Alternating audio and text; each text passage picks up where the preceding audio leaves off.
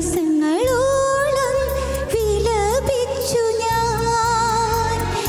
എൻ്റെ കണ്ണീർ യേശു അറിഞ്ഞു, എൻ്റെ കരച്ചിൽ യേശു കേട്ടു.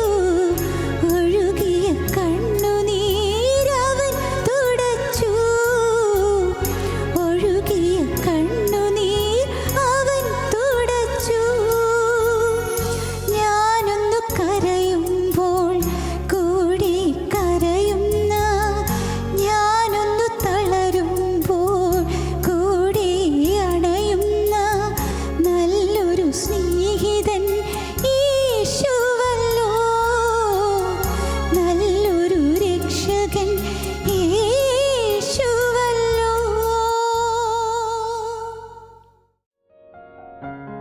ഞങ്ങളും ക്രൂശിക്കപ്പെട്ട ക്രിസ്തുവിനെ പ്രസംഗിക്കുന്നു. ദൈവ തിരുനാമത്തിന് മഹത്വം ഉണ്ടാകട്ടെ.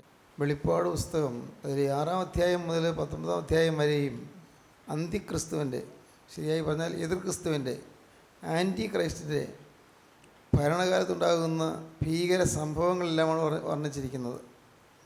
അതിൽ ഗ്രേറ്റ് ട്രിബുലേഷൻ എന്ന് പറയുന്ന മഹോപദ്രവകാലത്തെക്കുറിച്ചും ഈ 6-ാം അധ്യായം മുതൽ 19-ാം അധ്യായം വരെയും നമുക്ക് ഗ്രഹിക്കാൻ സാധിക്കും, പഠിക്കാൻ സാധിക്കും. വരാനിരിക്കുന്ന കാര്യങ്ങളാണിതെല്ലാം.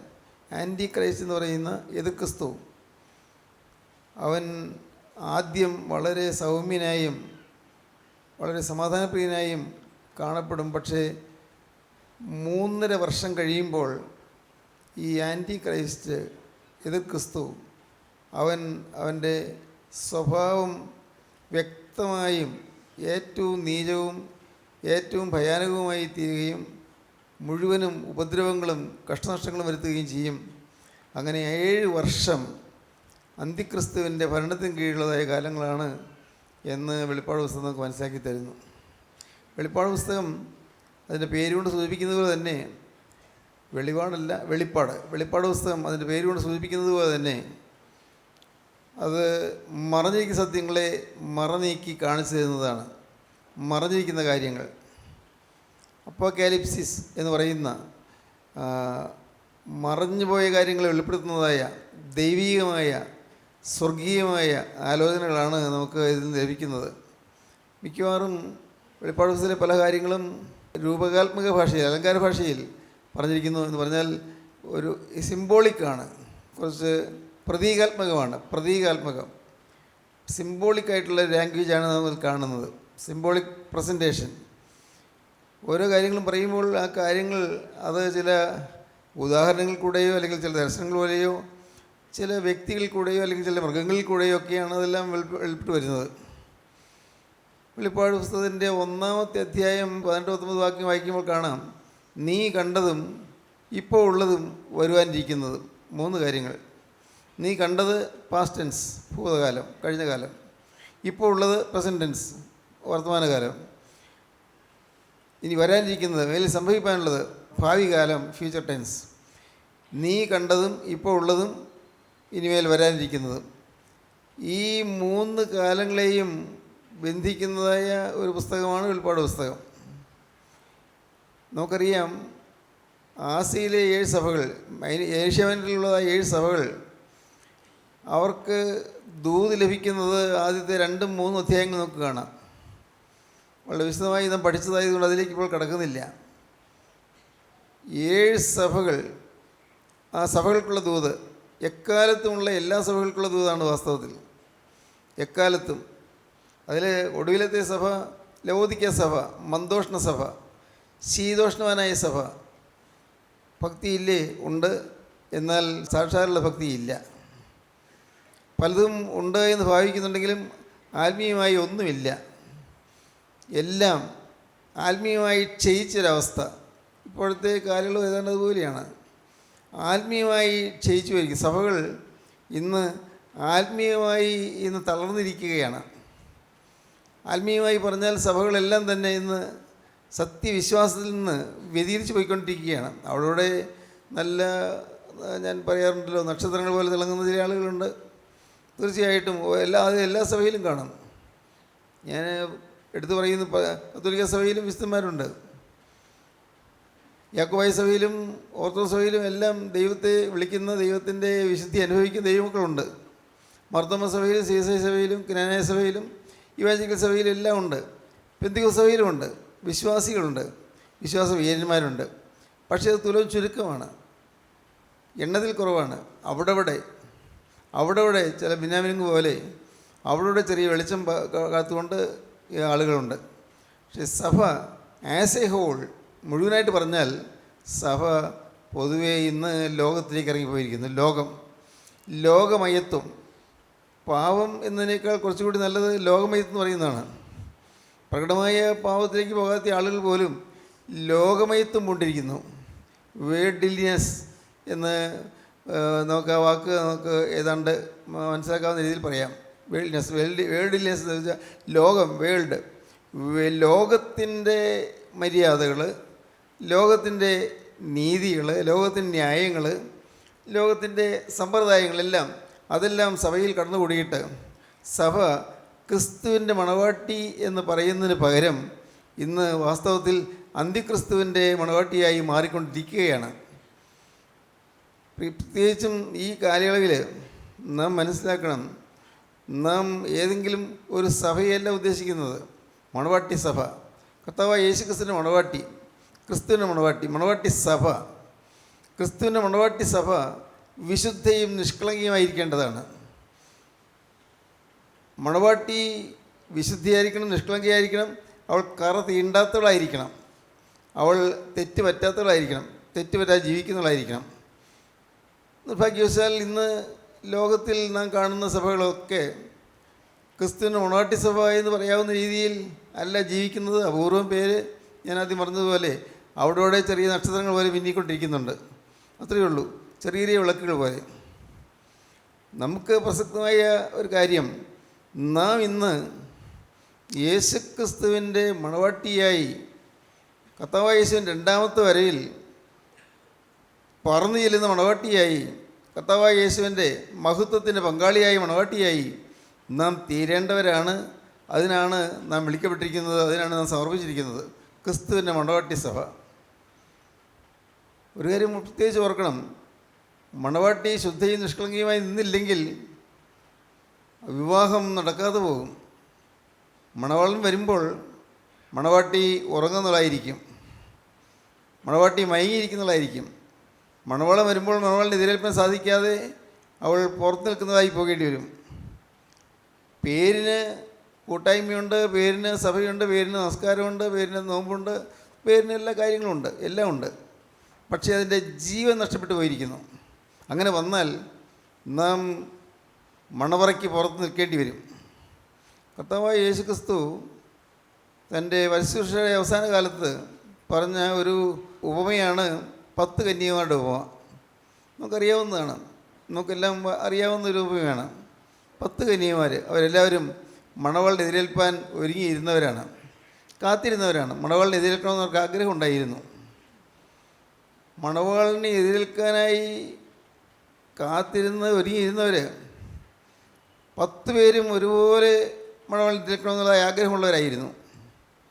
10 പേരുടെ കയ്യിലും വിളക്കുണ്ടായിരുന്നു, 10 പേരുടെ വിളക്കിലും എണ്ണയുണ്ടായിരുന്നു, 10 പേരുടെ വിളക്കും കത്തിക്കൊണ്ടിരുന്നു. എന്നാൽ 5 പേരെ ബുദ്ധിയുള്ളവരും 5 പേര് ബുദ്ധിയില്ലാത്തവരുമായിരുന്നു. ബുദ്ധിയുള്ള കന്യകമാരെന്ന് പറയാൻ കാരണം അവർക്കറിയാം ഇപ്പോൾ എണ്ണയുണ്ടെങ്കിലും ഈ എണ്ണ വറ്റിപ്പോകാൻ സാധ്യതയുണ്ട്. സമയം നീണ്ടു പോകും തോറും എണ്ണ വറ്റി പോകും, കത്തി നിൽക്കും, പക്ഷേ എണ്ണ വറ്റി പോകും. അതുകൊണ്ട് അവർക്ക് ആ ഒരു ബോധം ഉണ്ടായിരുന്നതാണ് വിജ്ഞാനം, അവർ ബുദ്ധിയുള്ളവരെന്ന് പറയാൻ കാരണം. ബുദ്ധിയില്ലാത്തവർക്ക് ഉണ്ടല്ലോ, എണ്ണയുണ്ടല്ലോ, പേടിക്കാനൊന്നുമില്ല, സാരമില്ല, എണ്ണയുണ്ടല്ലോ, കത്ത് നിൽക്കുന്നുണ്ട്, 10 പേരുടെയും വിളക്ക് കത്തുന്നുണ്ട്. അതുകൊണ്ട് 5 പേര് ബുദ്ധിയില്ലാത്തവർ അവർക്ക് ഇപ്പോൾ ഉണ്ടല്ലോ, പേടിക്കാനൊന്നും ഇല്ല എന്നുള്ളൊരു ധാരണ ഉണ്ടായിപ്പോയി. സംഭവിച്ചത്, ബുദ്ധിയുള്ള കന്യകമാർ അവർ വിളക്കിലുള്ള എണ്ണയ്ക്ക് പുറമേ പാത്രത്തിൽ കൂടി എണ്ണ കരുതി, റിസർവ് ഓയിൽ കരുതി, വറ്റുമ്പോൾ ഒഴിച്ചു കൊടുക്കാൻ പാത്രത്തിൽ എണ്ണ കരുതി. എന്നാൽ ബുദ്ധിയില്ലാത്ത കന്യകമാർ, അവരുടെ ബുദ്ധിഹീനത സംഭവിച്ചത് എന്താണ്? അവർക്ക് പാത്രത്തിലുണ്ടെന്ന് കരുതിയില്ല. ഇപ്പോൾ ഉണ്ടല്ലോ എന്നുള്ളതുകൊണ്ട്, ഇപ്പോൾ കത്തി നിൽക്കുന്നുണ്ടല്ലോ എന്നുള്ളതുകൊണ്ട് അവർ സംതൃപ്തരായിരുന്നു. കർത്താവായ യേശുവിൻ്റെ രണ്ടാമത്തെ വരവിൽ ഇതുപോലെ സംതൃപ്തരായി, ഇന്ന് സംതൃപ്തരായിരിക്കുന്നവർ, പള്ളിയുണ്ട്, നമസ്കാരമുണ്ട്, പ്രാർത്ഥനയുണ്ട്, എല്ലാ ആത്മീയമായ കാര്യങ്ങൾ താല്പര്യമുണ്ട്, യോഗങ്ങളുണ്ട്, കൂട്ടായ്മയുണ്ട്, എല്ലാം ഉണ്ട്.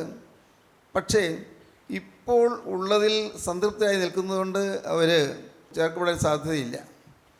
കർത്താവായ യേശുവിൻ്റെ രണ്ടാമത്തെ വരവിൽ അവർ ആത്മാവിൻ്റെ ചിറകിൽ പറന്നുയരാൻ സാധിക്കാതെ പോകും.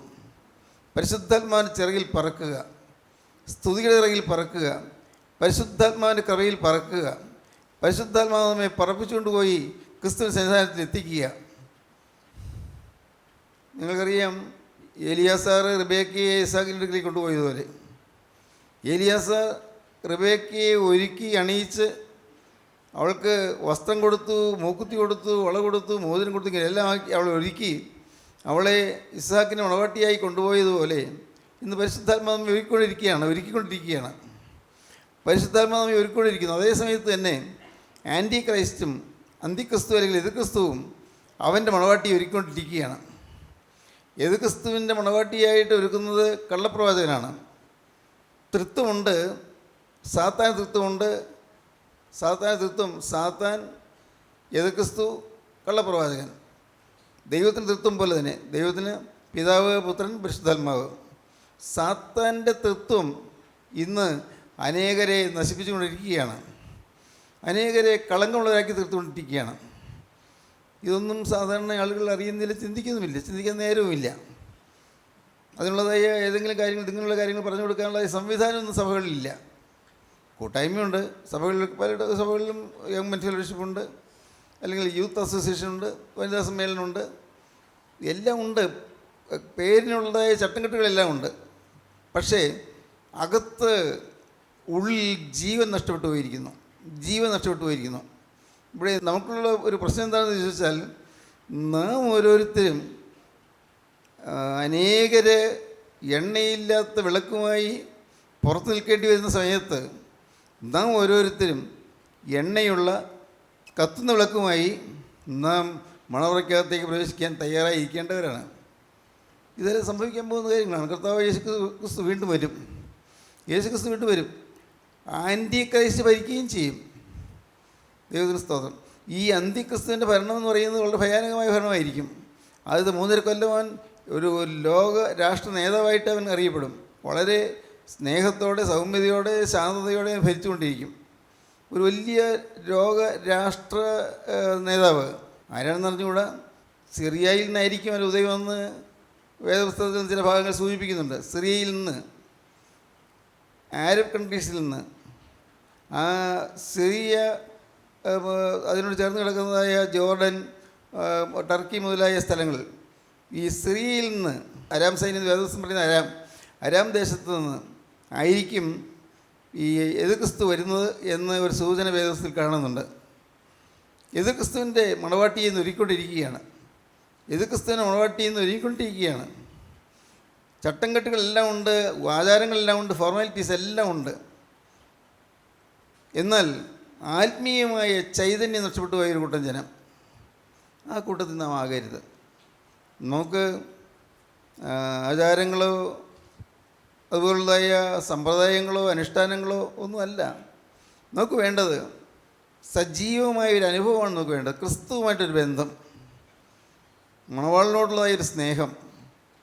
ഒരു മണവാട്ടിക്ക് മണവാളിനോടുള്ളതായ സ്നേഹം എന്ന് പറയുന്നതാണ് വേദപുസ്തകത്തിൽ തന്നിരിക്കുന്നതായ ഏറ്റവും നല്ല ഉദാഹരണം. എന്ന് പറഞ്ഞാൽ മണവാട്ടി എന്ന് പറയുന്നതിന് അതിൻ്റെ സിംബോളിക് മീനിങ്, ക്രിസ്തുവും സഭയും തമ്മിലുള്ളതായ ബന്ധം അത്രമാത്രം സ്നേഹത്തിൽ നിറഞ്ഞതാണ്. സ്നേഹം നിറഞ്ഞ ഊഷ്മളമായ ബന്ധം. നമുക്ക് ഓരോരുത്തർക്കും വ്യക്തിപരമായി ക്രിസ്തുവുമായി ഒരു ബന്ധം വരണം. വ്യക്തിപരമായി, അല്ലെങ്കിൽ നാം എതിർ ക്രിസ്തുവിൻ്റെ ചതിയിൽ പെട്ടുപോകും. വ്യക്തിപരമായൊരു ബന്ധം, ക്രിസ്തുവുമായി വ്യക്തിപരമായൊരു ബന്ധം വേണം.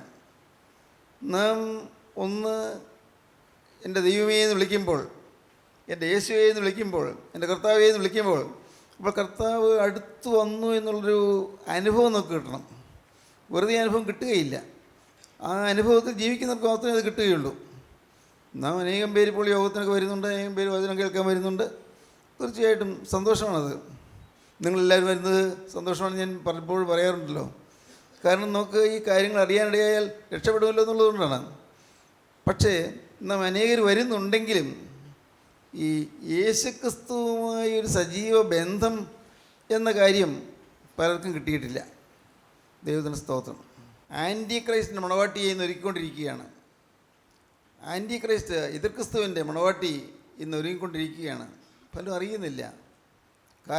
അറിയാതിരിക്കാൻ കാരണം ഇന്ന് നമുക്ക് ചില ആചാരങ്ങളുണ്ട്, ചില സമ്പ്രദായങ്ങളുണ്ട്, ചില അനുഷ്ഠാനങ്ങളുണ്ട്.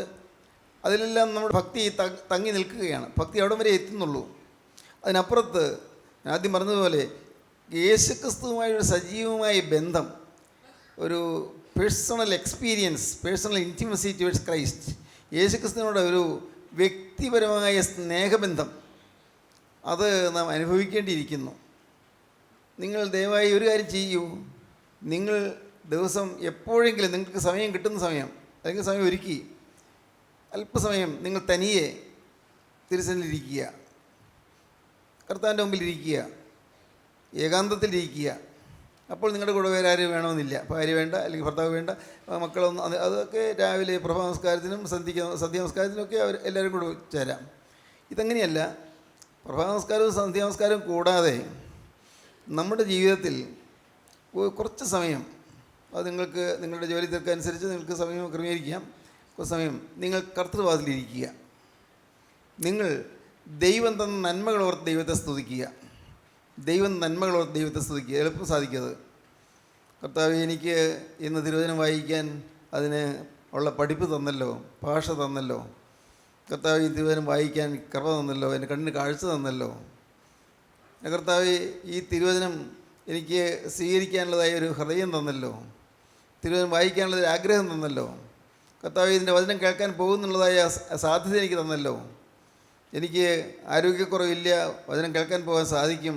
പലർക്കും യോഗത്തിൽ വരാനായിട്ടുള്ള സാധ്യതയില്ല, പലതരത്തിലും പ്രയാസങ്ങൾ കഴിഞ്ഞു കൂടുന്നു, രോഗികളോ അവശതരായി കഴിയുന്നു. എനിക്കതൊന്നുമില്ല. കർത്താവിൻ്റെ വചനം കേൾക്കാൻ സാധിക്കുന്നുണ്ടല്ലോ. കർത്താവെ, എനിക്ക് എൻ്റെ നാവ് ഉച്ചരിപ്പാൻ നാവ് തന്നല്ലോ, എന്നെ സ്തുതിക്കാൻ എനിക്ക് നാവ് തന്നല്ലോ. നാവിനെ വിക്കില്ലാതെ, നാവിന് തടസ്സമില്ലാതെ സ്തുതിക്കാൻ എനിക്ക് കൃപ തന്നല്ലോ. നമ്മുടെ ജീവിതത്തിലെ പ്ലസ് പോയിൻറ്റുകൾ എണ്ണി സ്തുതിക്കണം. പ്ലസ് പോയിൻറ്റുകൾ. അങ്ങനെ നിങ്ങൾ സ്തുതിച്ച് വരുമ്പോഴേക്കും നിങ്ങൾക്ക് ഒരു ബന്ധം കിട്ടിത്തുടങ്ങും. കർത്താവിൻ്റെ സാന്നിധ്യം നിങ്ങൾക്ക് കിട്ടും. നന്മകളോർത്ത് ദൈവത്തെ സ്തുതിക്കുമ്പോൾ, ദൈവം നന്മകളോർത്ത് നമുക്ക് തന്ന ഒരു കുടുംബം, നമ്മുടെ ഭാര്യ അല്ലെങ്കിൽ ഭർത്താവ്, നമ്മുടെ കുഞ്ഞുങ്ങളുടെ ആരോഗ്യം, അല്ലെങ്കിൽ നമ്മുടെ ജോലി, നമുക്കുള്ള വരുമാനമാർഗം, കഷ്ടിച്ച് ജീവിക്കാനുള്ള മാർഗം തന്നത്, ചെറിയൊരു കിടപ്പാട് തന്നത് എന്നുവേണ്ട അനേകം കാര്യങ്ങൾ. പ്ലസ് പോയിൻ്റ് ഒരുപാടുണ്ട്. ഒട്ടേറെ പ്ലസ് പോയിൻ്റുണ്ട്. നല്ലപോലെ പഠിക്കുന്ന കുട്ടിയാണെന്നിരിക്കട്ടെ, പക്ഷേ ആ കുട്ടിക്ക് പരീക്ഷയുടെ തൊട്ട് തലേദിവസം ഒരു പനി വന്നാൽ എന്ത് ചെയ്യും? വയറിളക്കം വന്നാൽ എന്ത് ചെയ്യും? അതല്ലെങ്കിൽ എന്തെങ്കിലും ഒരു ചിക്കൻ പോക്സോ മറ്റോ തുടങ്ങിയാൽ എന്ത് ചെയ്യും? അതൊന്നും വരാതെ കർത്താവ് നീ കാത്തല്ലോ. ഇങ്ങനെ നമുക്ക് പ്ലസ് പോയിൻറ്റുകളെല്ലാം എണ്ണി ദൈവത്തെ സ്തുതിക്കണം. അത് സ്തുതിക്കും തോറും നിങ്ങൾക്ക് ആത്മാവിൻ്റെ ഒരു ടച്ച്, ഒരു സ്പർശം കിട്ടിത്തുടങ്ങും. പരിശുദ്ധാത്മാവിൻ്റെ സ്പർശം കിട്ടിത്തുടങ്ങും. ആ സ്തുതിയിൽ നിങ്ങൾ സന്തോഷത്തോടെ നിങ്ങൾ തുടരുമ്പോഴുണ്ട്, നിങ്ങൾ ആത്മാവിൻ്റെ കൃപയിലായി കഴിഞ്ഞു. നിങ്ങൾ ദൈവത്തെ വാഴ്ത്തുമ്പോൾ ദൈവസാന്നിധ്യം നിങ്ങൾക്ക് ലഭിച്ചു കഴിഞ്ഞു. അപ്പോൾ നിങ്ങളുടെ ഹൃദയത്തിൽ നിന്ന് അന്ധകാരം മാറുകയാണ്, ഇരുട്ട് മാറുകയാണ്. നിങ്ങളുടെ ഹൃദയത്തിൽ ഇരുട്ട് മാറും, പാവ സ്വഭാവങ്ങൾ മാറും, പാവമയമായ പ്രകൃതികൾ മാറും. ഈ ലോകം മായയാണെന്നൊരു ബോധ്യം നമുക്ക് കിട്ടും. ഇതൊക്കെ എത്ര ആളുണ്ട്? ഇതെല്ലാം വിട്ട് ഞാൻ ഒരു ദിവസം പോകേണ്ടവനാണല്ലോ. ഇതെല്ലാം ഒന്നും എനിക്ക് അടിച്ചു പിടിച്ച് നിൽക്കാൻ പറ്റിയ വസ്തുതകളല്ലല്ലോ. ഒരു ദിവസം ഞാൻ ഇതെല്ലാം വിട്ടു പോകുമല്ലോ. ഈ ഒരു ചിന്ത നമ്മെ ഭരിക്കുകയും ക്രിസ്തുവിന് സാന്നിധ്യം അനുഭവിക്കുകയും ചെയ്യും. സാന്നിധ്യം അനുഭവിക്കുന്നതോറും പാവത്തോടുള്ള വെറുപ്പും അറപ്പും വന്നുകൊണ്ടിരിക്കും. തിന്മയോട് അറപ്പ് വരും, തിന്മയോട് വെറുപ്പ് വരും. അതല്ലാതെ ഞാൻ ഇനി മദ്യപിക്കില്ല, അല്ലെങ്കിൽ ഞാൻ ഇനി ചീത്ത വാക്ക് പറയില്ല, ഞാൻ ഇനി വഴക്കടിക്കില്ല എന്നൊക്കെ പറഞ്ഞാൽക്ക് അത് നിലനിൽക്കണമെന്നില്ല. അത് നിലനിൽക്കണമെങ്കിൽ ക്രിസ്തുവുമായിട്ടുള്ളൊരു സ്നേഹബന്ധം വരണം. യേശു ക്രിസ്തുവിനോട് സ്നേഹബന്ധം, ഒരു മണവാട്ടിക്ക് മണവാളിനുള്ളതായ സ്നേഹം പോലെ അല്ല, വേണ്ട, അമ്മയ്ക്ക് കുഞ്ഞിനോട് ഉള്ള സ്നേഹം പോലെ. അങ്ങനെ ഒരു സ്നേഹം നമുക്ക് വരുമ്പോഴേക്കും നമ്മിൽ നിന്ന് പാവം മാറും. അതല്ലാതെ നാം പാവം മാറും എന്ന് പറഞ്ഞ് എന്തെല്ലാം തീരുമാനമെടുത്താലും പാവം മാറുകയില്ല. പാവമാണെങ്കിൽ ക്രിസ്തുവിനുള്ള സ്നേഹം വരണം. ക്രിസ്തു നമ്മുടെ ഹൃദയത്തിൽ വസിക്കണം. പലരും പറയും ഞാൻ തീരുമാനങ്ങളെടുത്തു, പക്ഷേ എനിക്ക് നിലനിൽക്കാൻ പറ്റിയില്ല, പിന്നെയും ഞാൻ വീണുപോയി. ഇങ്ങനെയൊക്കെ പറയുന്ന ആളുകൾ ധാരാളം ഉണ്ടല്ലോ. നിങ്ങൾ പലരും അങ്ങനെ പറയുന്നവരുമാണ്. എന്നാൽ പ്രിയപ്പെട്ടവരെ, നിങ്ങളൊരു കാര്യം വിചാരിക്കൂ, എനിക്ക് നിലനിൽക്കണം. തുടങ്ങിയതുകൊണ്ട് കാര്യമായില്ല. എനിക്ക് അന്ത്യം വരെയും എനിക്ക് കിട്ടിയ ഈ അനുഗ്രഹം എനിക്ക് വഹിച്ചുകൊണ്ട് അന്ത്യനാളിലേക്ക് എൻ്റെ കർത്താവിൻ്റെ സന്നിധിയിലേക്ക് പറഞ്ഞു ചെല്ലാൻ എനിക്ക് ഒരുങ്ങണം. ഇതെല്ലാം എനിക്ക് കർത്താവ് ദാനമായി തന്ന വസ്തുക്കൾ തന്നെയാണ്. ഈ ഭൂമിയിലുള്ള വിദ്യാഭ്യാസം കിട്ടി, എനിക്ക് ജോലി കിട്ടി, അല്ലെങ്കിൽ ഒരു വരുമാനം കിട്ടി, അല്ലെങ്കിൽ ഒരു ഭാര്യയെ കിട്ടി, അല്ലെങ്കിൽ ഭർത്താവിനെ കിട്ടി, മക്കളെ കിട്ടി, ഒക്കെ എല്ലാം ഉണ്ടല്ലോ. ഇതെല്ലാം ഉണ്ട്. പക്ഷേ ഇതൊന്നുമല്ല എനിക്ക് വേണ്ടത്. യേശുവിന് എനിക്ക് വേണം. യേശുവുമായുള്ള ബന്ധം. യേശുവുമായുള്ള ബന്ധത്തിലേക്ക് വരുമ്പോഴേക്കും നിങ്ങൾക്ക് ഈ ആൻറ്റി ക്രൈസ്റ്റിൻ്റെ പ്രലോഭനങ്ങളിൽ പെട്ടു പോകാതിരിക്കാൻ സാധിക്കും. ഇന്നും ആൻറ്റി ക്രൈസ്റ്റ് പ്രവർത്തിക്കുന്നുണ്ട്. തെസ്സലോനിക്കർക്ക് 2-ാമത്തെ ലേഖനം 2-ാം അധ്യായം 1-ാം വാക്യം വായിക്കൂ.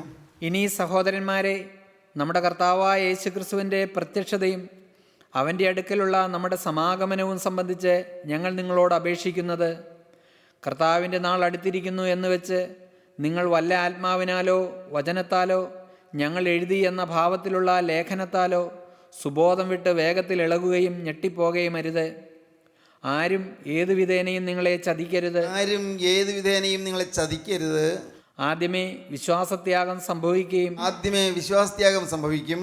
നാശയോഗ്യനും അധർമ്മമൂർത്തിയുമായവൻ വെളിപ്പെടുകയും വേണം. വെളിപ്പെടും. അന്ത്യക്രിസ്തു വെളിപ്പെടും, എതിർക്രിസ്തു വെളിപ്പെടും. നാശയോഗ്യനാണ് അവൻ അധർമ്മമൂർത്തിയാണ്. നാശയോഗ്യൻ അധർമ്മമൂർത്തിയായവൻ വെളിപ്പെടും. അവൻ ദൈവാലയത്തിൽ ഇരുന്നു കൊണ്ട് ദൈവമെന്ന് നടിച്ച് ദൈവമെന്നോ പൂജാവിഷയമെന്നോ പേരുള്ള സകലത്തിനും മീതെ തന്നെത്താൻ ഉയർത്തുന്ന എതിരാളിയത്രേ. അവൻ എതിരാളിയാണ്. തന്നെ തന്നെ ഉയർത്തുന്നവനാണ്. അവൻ അഹങ്കാരിയാണ്. അവൻ തന്നെ തന്നെ ഉയർത്തുന്നവനാണ്. അവൻ എതിരാളിയാണ്, ശത്രുവാണ്. നിങ്ങളോടുകൂടി ഇരിക്കുമ്പോൾ തന്നെ ഞാനിത് നിങ്ങളോട് പറഞ്ഞു എന്ന് ഓർക്കുന്നില്ലയോ? നിങ്ങളുടെ കൂടെ ഞാൻ ഇരുന്ന കാലത്ത്, നിങ്ങൾ തെസ്സലോനിക്കയിൽ ഞാൻ വന്ന് അവിടെ താമസിച്ച കാലത്ത് ഇത് ഞാൻ നിങ്ങളോട് അന്ന് തന്നെ ഞാൻ പറഞ്ഞിട്ടുണ്ടല്ലോ, നിങ്ങൾക്ക് ഓർമ്മയില്ലേ? അവൻ സമയത്തിനു മുമ്പേ വെളിപ്പെടാതിരിക്കേണ്ടതിന് ഇപ്പോൾ തടുക്കുന്നത് എന്തെന്ന് നിങ്ങൾ അറിയുന്നു. ഈ അന്ത്യക്രിസ്തു, എതിർക്രിസ്തു, ആൻറ്റി ക്രൈസ്റ്റ് വെളിപ്പെടുന്നതിന് താമസം എന്താണെന്നറിയാമോ?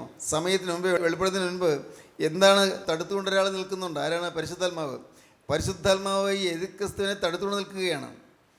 അവനെ തടുത്തു പിടിച്ചുകൊണ്ട് നിൽക്കുകയാണ്. അവൻ സമയത്തിന് മുമ്പ് വെളിപ്പെടാതിരിക്കേണ്ടതിന് ഇപ്പോൾ തടുക്കുന്നവൻ വഴിയിൽ നീങ്ങിപ്പോക മാത്രം വേണം. അപ്പോൾ അധർമ്മമൂർത്തി വെളിപ്പെട്ട് വരും. അധർമ്മത്തിൻ്റെ മർമ്മം ഇപ്പോഴേ വ്യാപരിക്കുന്നുണ്ട്. അധർമ്മത്തിൻ്റെ വ്യാപാരം ഇപ്പോഴേ ഉണ്ട്. അധർമ്മത്തിൻ്റെ മർമ്മം ഇപ്പോഴേ വ്യാപരിക്കുന്നുണ്ട്. ഇതുവരെ തടുക്കുന്നവൻ വഴിയിൽ നിന്ന് നീങ്ങിപ്പോക മാത്രം വേണം. ഇതുവരെ തടുത്തുകൊണ്ട് നിൽക്കുന്നവൻ വഴിയിൽ നിന്ന്, പരിശുദ്ധാത്മാവ് വഴിയിൽ നീങ്ങിപ്പോക മാത്രം വേണം. അപ്പോൾ അധർമ്മമൂർത്തി വെളിപ്പെട്ട് വരും. ദൈവത്തിന് സ്തോത്രം. അപ്പോൾ അധർമ്മമൂർത്തി വെളിപ്പെട്ട് വരും. പരിശുദ്ധാത്മാവ് തടുത്ത് നിൽക്കുകയാണ്. ഓരോരുത്തരും ചിന്തിക്കൂ, ചിലർ താമസം വിചാരിക്കുന്ന പോലെ കർത്താവ് തൻ്റെ ഭാഗത്ത് നിവർത്തിപ്പാൻ താമസിക്കുന്നില്ല. പത്രോസിൻ്റെ 2-ാമത്തെ ലേഖനം 3-ാം അധ്യായം 9-ാം വാക്യം. ചിലർ താമസം വിചാരിക്കുന്ന പോലെ കർത്താവ് തൻ്റെ ഭാഗത്ത് നിവർത്തിപ്പാൻ താമസിക്കുന്നില്ല. കർത്താവ് വരാൻ താമസിക്കുന്നില്ല. പിന്നെ എന്തുകൊണ്ടാണത്? നാം ആരും നശിച്ചു പോകാതെ എല്ലാവരും മാനസാന്തരപ്പെടുവാൻ അവൻ ഇച്ഛിച്ച് നിങ്ങളോട് ദീർഘക്ഷമ കാണിക്കുന്നതേ ഉള്ളൂ. ദീർഘക്ഷമ തന്നിരിക്കുകയാണ്. ഒരു സമയം നീട്ടി തന്നിരിക്കുകയാണ്. കർത്താവ് വരുന്നതിന് താമസം ഞാൻ ഒരുങ്ങിയില്ല എന്നുള്ളതാണ്. നാം ഓരോരുത്തരും ഒരുങ്ങിയില്ല എന്നുള്ളതാണ്. ആരും നശിച്ചു പോകാതെ എല്ലാവരും മാനസാന്തരപ്പെടേണ്ടതിന് അവൻ ഇച്ഛിച്ച് നിങ്ങളോട് ദീർഘക്ഷമ കാണിക്കുന്നേ ഉള്ളൂ. കർത്താവിൻ്റെ ദിവസമോ കള്ളനെ പോലെ വരും. നിനച്ചിരിയ സമയത്ത് കർത്താവ് വീണ്ടും വരും. അപ്പോൾ ആൻറ്റി ക്രൈസ്റ്റ് വെളിപ്പെടാതിരിക്കുന്നതിന് പരിശുദ്ധാത്മാവ് തടുത്തുകൊണ്ടിരിക്കുകയാണ്. അത് ഒരു വിധത്തിൽ പറഞ്ഞാൽ വിശ്വാസികൾക്ക് ഒരുങ്ങാനുള്ള അവസരവും കൂടിയാണ്. ഇപ്പോൾ പരിശുദ്ധാത്മാവുണ്ട്. പരിശുദ്ധാത്മാവ് ഉള്ളതുകൊണ്ട് പാവബോധം കിട്ടും. ഇല്ലെങ്കിൽ പാവബോധം കിട്ടുകയില്ല. മരവിച്ചു പോകും. പരിശുദ്ധാത്മാവ് വിറങ്ങലിച്ചു പോകും. നമുക്ക് ഇന്ന് കുറ്റബോധം വരുന്നത് എന്തുകൊണ്ടാണ്? പരിശുദ്ധാത്മാവ് കുറ്റബോധം തരുന്നതുകൊണ്ടാണ്. പാപത്തെക്കുറിച്ചും നീതിയെക്കുറിച്ചും ന്യായവിധിയെക്കുറിച്ചും ബോധം വരുത്തുന്ന പരിശുദ്ധാത്മാവ് നമ്മൾ പ്രവർത്തിക്കുന്നതുകൊണ്ടാണ് നമുക്ക് കുറ്റബോധം വരുന്നത്. തെറ്റുപറ്റി, അയ്യോ ഞാൻ കോപിച്ചു പോയല്ലോ, അയ്യോ ഞാൻ അഹങ്കരിച്ചു പോയല്ലോ, അയ്യോ എനിക്ക് അശുദ്ധമായ വികാരങ്ങൾ വന്നുപോയല്ലോ, അശുദ്ധമായ മോഹങ്ങളുടെ ഹൃദയത്തിൽ കുടികൊണ്ടുപോയല്ലോ. എൻ്റെ കർത്താവേ, ഇങ്ങനെ പാവബോധം വരുന്നത് പരിശുദ്ധാത്മാവ് തരുന്നതാണ്. പരിശുദ്ധാത്മാവ് തരുന്ന പാവബോധം. പാവബോധം തരാൻ പരിശുദ്ധാത്മാവില്ലെങ്കിൽ പിന്നെ പാവബോധമില്ല, രക്ഷയുമില്ല. അതുകൊണ്ട് ഇപ്പോൾ പരിശുദ്ധാത്മാവ് നമുക്ക് ഇന്ന് അന്ത്യക്രിസ്തുവിനെ തടുത്ത് നിർത്തിക്കൊണ്ടിരിക്കുകയാണ്. എതിർക്രിസ്തുവിനെ തടുത്തുകൊണ്ട്, അവൻ വരുന്നതിന് തടസ്സമായിട്ട് തടുത്തുകൊണ്ട് നിൽക്കുകയാണ്. ഇപ്പോൾ ദൈവമക്കൾക്ക് മാനസാന്തരപ്പെടാം. ഇപ്പോൾ എല്ലാവർക്കും തിരിയാം. ഇപ്പോൾ എല്ലാവർക്കും ക്രിസ്തുവിന് മണവാട്ടി സഭയിൽ അംഗങ്ങളായി തീരാം. പക്ഷേ നിർഭാഗ്യവശാൽ ഇന്ന് ആളുകൾ ഇതൊന്നും അറിയുന്നില്ല, ഇതിനെക്കുറിച്ചൊരു ചിന്ത പോലും ഇല്ല, ആരും അറിയുന്നില്ല. ദൈവത്തിന് സ്തോത്രം. എന്നാൽ ഭാഗ്യവശാൽ നമുക്ക് ദൈവത്തിൻ്റെ വചനം കേൾക്കാൻ ഭാഗ്യം കിട്ടി, കർത്താവ് കൃപ തന്നു. ഈ വചനം നമുക്ക് നിരന്തരം കിട്ടുന്നു. അതുകൊണ്ട് നമുക്ക് വേണമെങ്കിൽ ഒരുങ്ങാം. നല്ല കാലമാണ്, ഏറ്റവും നല്ല കാലം, ഏറ്റവും പറ്റിയ സമയമാണ്. ദുഷ്കാലമാകിയാൽ സമയം തക്കത്തിൽ ഉപയോഗിച്ചു കൊള്ളും. ദുഷ്കാലമാണ്, സമയം തക്കത്തിൽ ഉപയോഗിക്കണം. ഈ സമയം നാളെ കിട്ടുമെന്ന് വിചാരിക്കേണ്ട. ഇന്ന് എന്നൊരു സമയം നമുക്ക് തന്നിട്ട് നമുക്ക് രക്ഷപ്പെടാൻ കർത്താവ് അവസരം തരികയാണ്. ദൈവത്തിന് സ്തോത്രം. നമുക്ക് പ്രാർത്ഥിക്കാം, നമ്മെ തന്നെ സമർപ്പിക്കാം, പുതിയ തീരുമാനങ്ങൾ എടുക്കാം. യേശുവേ, ഞങ്ങൾക്ക് തന്ന വചനങ്ങൾക്കായി ഞങ്ങൾ ഞാൻ സ്തുതിക്കുന്നു. എല്ലാവരെയും തുടരണമേ, അനുഗ്രഹിക്കണമേ, എല്ലാവരെയും കൃപയിൽ കാക്കണമേ. എൻ്റെ കരുണയുള്ള കർത്താവേ, അവിടുത്തെ രണ്ടാമത്തെ വരയിൽ പറന്നു വരുന്ന വിശുദ്ധന്മാരുടെ നിലയിൽ ഞങ്ങളെ എല്ലാവരെയും യോഗ്യരാക്കി തീർക്കണമേ. ഈ വചനം കേട്ട ആരും ശത്രുപാളയത്തിൽ കുടുങ്ങിപ്പോകാതെ കാത്തുകൊള്ളണമേ. എല്ലാവരെയും തൃക്കരങ്ങളിലേക്ക് ഏൽപ്പിക്കുന്ന കർത്താവേ, കാത്തുകൊള്ളണമേ, നയിച്ചുകൊള്ളണമേ, നടത്തിക്കൊള്ളണമേ. യേശുക്രിസ്തുവിൻ്റെ മഹത്വപൂർണ്ണമായ നാമത്തിൽ പ്രാർത്ഥിക്കുന്ന കൃപയോടെ കേൾക്കണമേ. ആമീൻ.